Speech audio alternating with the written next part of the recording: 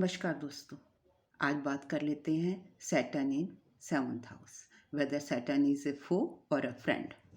Friends, जब Shanidev seventh house में बैठते हैं तो ये कुछ ऑब्स्टिकल्स और चैलेंजेस क्रिएट कर देते हैं। Because it is a slow moving planet, तो ये डिले कर देते हैं हर काम को, बट डिनाई नहीं करते हैं। डिले करने का रीज़न है बिकॉज जब ये सातवें घर में बैठते हैं या कहीं भी बैठते हैं तो it imposes restrictions and brings challenges and lessons, partnership and responsibilities, because seventh house is a house of partnership and responsibilities. तो वहाँ बैठकर आपको अच्छे से इस बात का ज्ञान करा देते हैं कि रिस्पॉन्सिबिलिटीज आपकी क्या रिस्पॉन्सिबिलिटीज हैं और आपका दायरा क्या है। आपको आपके दायरे से बाहर नहीं जाने देते हैं। क्या मांगता है Saturn? Saturn demands maturity and commitment in seventh house. अगर शनिदेव आपके सेवंथ हाउस में बैठे हैं और आप मैरिज के बारे में या पार्टनरशिप के बारे में या बिजनेस के बारे में सोच रहे हैं तो कोई घबराने की ज़रूरत नहीं है, क्योंकि शनि एक हार्ड वर्किंग नेचर का प्लैनेट है। इट वर्क्स हार्ड और ये आपसे भी हार्ड वर्क कराता है, लेकिन आपके हार्ड वर्क के रिजल्ट कई गुना ज़्यादा देता है आपको। अगर आप हार्ड वर्क करेंगे, आप बिज़नेस में अपनी एफर्ट्स डालेंगे तो आपका बिज़नेस बहुत अच्छा चलेगा। अगर सैटर्न बिलोंगिंग पर्सन के साथ आपकी मैरिज होगी तो लॉन्ग लास्टिंग होगी, कमिटमेंट्स के साथ होगी, आपके साथ धोखा नहीं होगा। आप हो सकता है कि the person whom you are going to marry may be elder in age, मतलब हो सकता है आपसे उम्र में कुछ बड़ा हो, या अगर उम्र में बड़ा नहीं होगा तो उसमें मेच्योरिटी बहुत होगी। वो मतलब आप में भी यही चाहता है कि आप भी रिस्पॉन्सिबिलिटी के साथ, मेच्योरिटी के साथ बिहेव करो और ज़िंदगी में आगे बढ़ो। कोई भी काम हो उसको आप मेच्योरिटी से करो। और रिस्ट्रिक्शंस हैं, आप वो एक बाउंड्री बना देता है कि ये हमारा दायरा है, हमने इसके बाहर नहीं जाना है। कमिटमेंट्स होती हैं उसकी, आपको लॉन्ग लाइफ कमिटमेंट देता है। और वो हमें ये भी सिखाता है कि पेशेंस, पेशेंस क्या चीज़ है हमारी ज़िंदगी में। पेशेंस की, एंड्योरेंस की क्या कीमत है। आपस में हमें इंटरेक्ट करना सिखाता है कि आपस में जब इंटरेक्ट करते हैं तो किस तरीके से दूसरे व्यक्तियों की भावनाओं का ख्याल रखना चाहिए। तभी जब जब आप किसी की भावनाओं का ख्याल रखते हैं या आपकी भावनाओं का कोई ख्याल रखेगा, तभी तो आपके लॉन्ग लाइफ रिलेशनशिप होंगे ना।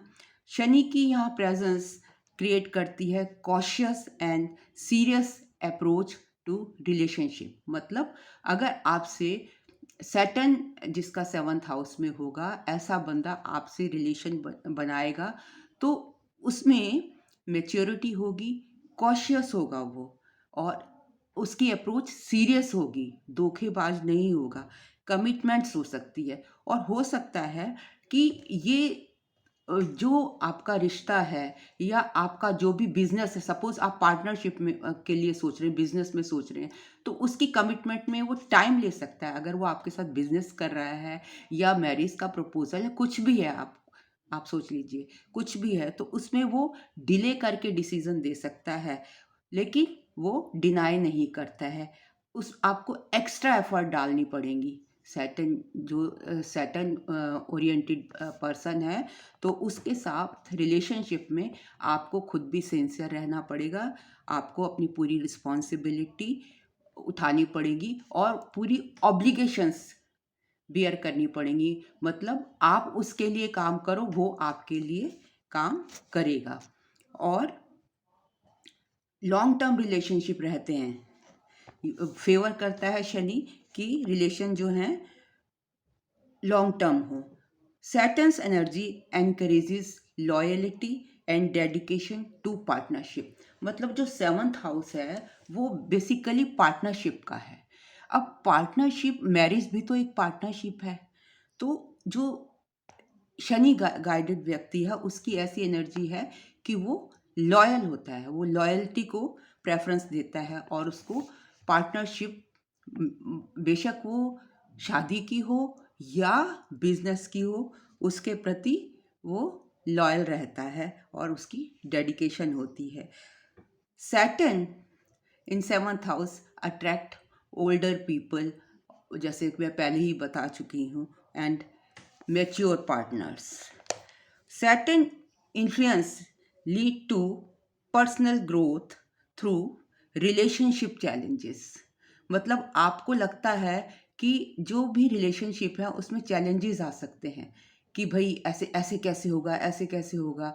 सपोज ये तो मैरिज की बात है, अगर आप मैरिड पर्सन भी हैं तो जो शनि गाइडेड पर्सन है सेवंथ हाउस में जिसका सैटर्न है, वो आपको ज़िंदगी भर नहीं छोड़ेगा, लेकिन वो ये एक्सपेक्ट करेगा कि आप अगर परिवार में रह रहे हैं तो परिवार की पूरी जिम्मेदारी उठाएं, परिवार के लिए पूरे अपने सच्चाई से काम करें, लॉयल्टी से काम करें, डेडिकेशन से काम करें, और फिर वो आपको स्टेटस भी दिलवाएगा। ऐसा नहीं कि अगर आप जॉइंट फैमिली में रह रहे हैं और आप मेहनत करते जा रहे हैं और आपको लग रहा है कि आपको पता नहीं मैं इतनी मेहनत करती हूँ, इसका स्टेटस मुझे मिलेगा या नहीं मिलेगा, क्रेडिट मिले नहीं। अगर आपके जो हस्बैंड हैं वो शनि गाइडेड है, सेवंथ हाउस में आपकी कुंडली में शनि बैठे हैं, तो ज़रूर उसका क्रेडिट वो आपको दिलाते हैं।